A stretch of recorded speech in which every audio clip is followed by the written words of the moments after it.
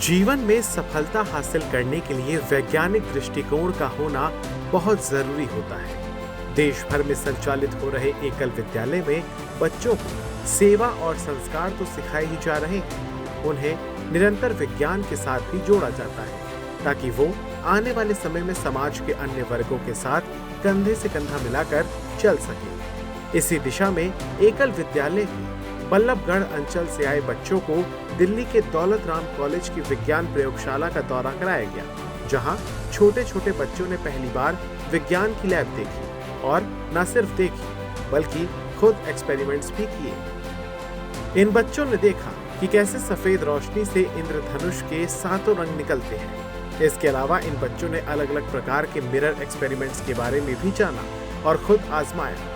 Prism activity से लेकर laser light और लिटमस पेपर टेस्ट के बारे में भी विस्तार से जाना। व्हाइट लाइट आपका ये प्रिज्म है, प्रिज्म के ऊपर आपकी व्हाइट लाइट फॉल कर रही है। यहाँ से इसके थ्रो अंदर से आके यहाँ पे आपको 7 कलर नजर आ रहे हैं। इसमें 7 कलर नजर आ रहे हैं बेटा, देखो अच्छे से। तो क्या हो रहा है, ये व्हाइट जो है वो 7 कलर में डिस्ट्रीब्यूट हो रहा है। और अभी जब आप फिरकी चला रहे थे उसमें क्या हो रहा था, 7 कलर से आपका व्हाइट लाइट व्हाइट कलर बन रहा था। तो इसका मतलब क्या हुआ कि जो व्हाइट कलर है वो कॉम्बिनेशन ऑफ 7 कलर है। इन नन्हे बच्चों को जब फूल और उसके हिस्सों के बारे में बताया गया तो वो सभी हैरान रह गए कि जिस फूल को वो आम से समझते थे वो अपने अंदर पूरा संसार समेटे हुए था।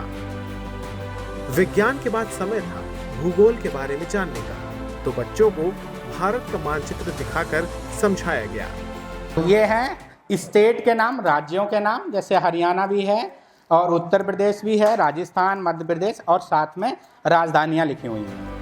एकल विद्यालय के बच्चों को दौलत राम कॉलेज में लाने की योजना बनाने वाली प्रिंसिपल ने बताया कि कैसे एकल से वो प्रभावित हुए और एकल से उन्होंने क्या क्या सीखा। एक ऐसी संस्था पूरी एग्जिस्ट करती है जो कि हम लोग जैसे लोगों को देख रही है। तो मेरे पास सारे संसाधन थे, मेरे पास टीचर्स भी थे जो कि बहुत इंटरेस्टेड थे कि हम कुछ कंट्रीब्यूट करना चाहते हैं। और फिर गर्मी की छुट्टियों में जब सारे लैब्स बंद होते हैं, बच्चे नहीं होते, तो ये यूटिलाइज़ करने का भी एक अच्छा सा आइडिया आया मुझे। फिर हमने सोचा कि चलो पहले देख के आए। तो बहुत मुश्किल होता है एक गांव में एंट्री लेना, लेकिन एकल संस्थान ने हमें मदद की और हमें एक वन यात्रा पर ले गए। वन यात्रा पे हम सारी फैकल्टी गए और हम पूरे गांव में देख करके आए। कुछ चीज़ें तो हमने, मतलब उन्होंने क्या सीखी मुझे नहीं मालूम, लेकिन हमने बहुत कुछ सीखा उल्टा।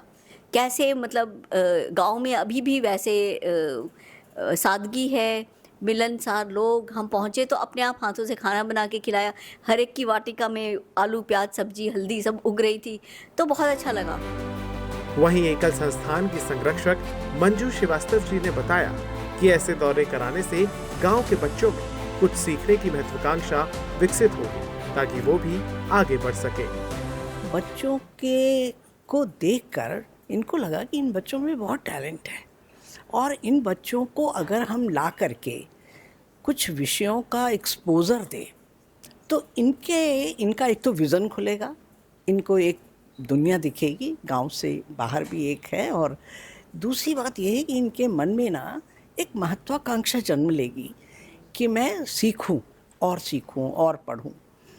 प्लस इन्होंने इसकी कल्पना इस ढंग से की कि ये बच्चे छोटे हैं तो सारे विषयों को कैसे नीचे ले आएं, यानी उनके लेवल पर उसका सरल करके कैसे हम लाएं। तो देखा आपने, एकल विद्यालय में पढ़ने वाले इन बच्चों को किसी समय संसाधनों के अभाव का सामना करना पड़ता था, जिससे इनमें आत्मविश्वास की भी कमी हो जाती थी। लेकिन एकल द्वारा ऐसे लगातार एक्सपोजर और मौके प्रदान करने से आज ये अपनी उम्र के किसी भी बच्चे के सामने खड़े हो सकते हैं और दुनिया में आगे बढ़ सकते हैं।